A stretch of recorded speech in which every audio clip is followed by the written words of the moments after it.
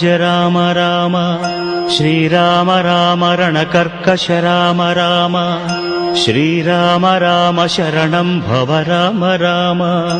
श्रीरामचन्द्र चरणौ मनसा स्मरामि श्रीरामचन्द्र चरणौ वचसा गृह्णामि